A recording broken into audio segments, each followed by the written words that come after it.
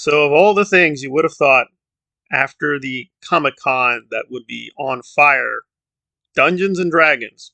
So, let me be upfront. I am not a Dungeons and Dragons player. I've heard of the game and I've been invited to some of them here and there, but I've never been into the game culture of it. Ironically, I was into the cartoon in the 1980s. I really loved it. I can barely remember it, and I have to be super honest, I really just like the dragon. I remember the dragon vividly, but looking back at the cartoon now, I'm like, whoa, it did not look as good as I remember it. I am technically a D&D fan, but not a super hardcore fan. So that sets me up to be the perfect audience for the Dungeons and Dragons movie because it does seem to be loosely based on the mythology, but they are clearly taking a lot of liberties, and it seems kind of a compromise between what Dungeons and Dragons is and what it needs to be for a wider audience. Well, on the critical side, visually it does look a little weak and poor and rushed, and the visual effects are not quite there even at the MCU level or DCEU level, and far below the Snyder or even Rings of Power level of just being really methodic and well thought out. So visually, it does look weak, and the costumes are not too impressive either. But does it have a lot of great energy? Yes.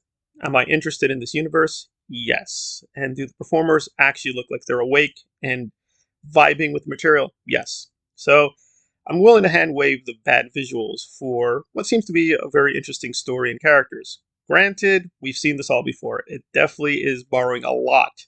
And I do mean a lot from Guardians of the Galaxy and Star Wars. It is a little different because these are thieves. They're not technically rebels fighting a fascist empire. But it's the basic trope. It's a lot of misfits getting together. They don't quite fit in. They don't like one another, but they got to take on a much larger evil.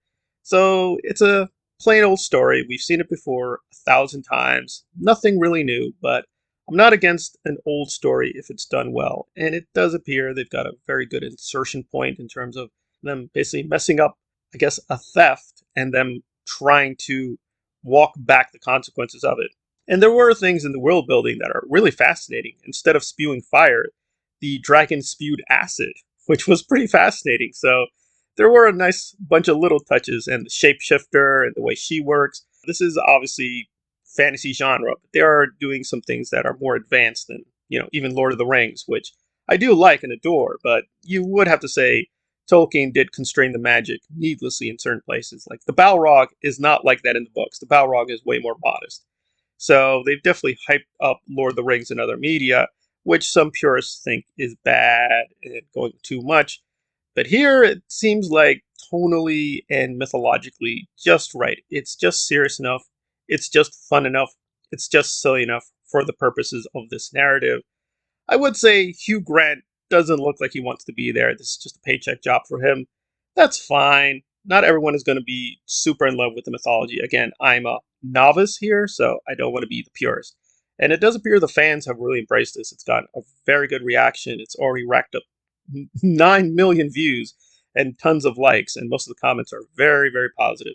So it does seem that the core audience really likes it, and they're willing to make compromises to let in the wider audience, which I gotta say, after a lot of the mindless and ridiculous racist fascist polemics over Lord of the Rings, it's very welcome that the fan base is willing to make allowances if the story is good enough. So it's a definitely thumbs up for the trailer, but again, trailers have been deceptive.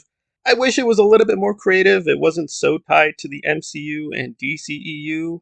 Again, I'm not saying the only films are Scorsese films or Kubrick films, but except for Strange, Multiverse of Madness, Loki, Hawkeye, and a few other things, the MCU does seem like creatively kind of in a rut and just repeating itself. It may be well done, but it is kind of just very repetitious at this point. I do prefer the Snyderverse, but like Black Adam has me excited. This looks genuinely interesting. It looks like it actually might do, again, within the confines, some creative stuff. It is what it is. They're clearly trying to construct an MCU universe, and usually I don't think that's a good idea because it hasn't worked out when you try these cinematic universes. But it would also be confining to just be left with only the DCU and the MCU. There's a much wider universe of fantasy and science fiction we should be tapping into. So I'm willing to hand wave the bad visuals for what seems to be an intriguing start for a mythology. But we're going to have to wait and see for more. I definitely am now curious to see more here and check out the live action film and revisit the cartoon. So it did what it's supposed to do in sort of perking my ears. And again, I don't know too much about the D&D mythology, so I'm going to study up. But it's not that complicated. It's obviously complicated within its own world, but it is what it is. It is borrowing a lot from Lord of the Rings, as far as I know. We know the basics here of magic elves, obviously Dungeons and Dragons, and the whole spiel. We're going to have to wait and see if this fulfills the promise of the trailer. But yeah, so far so good.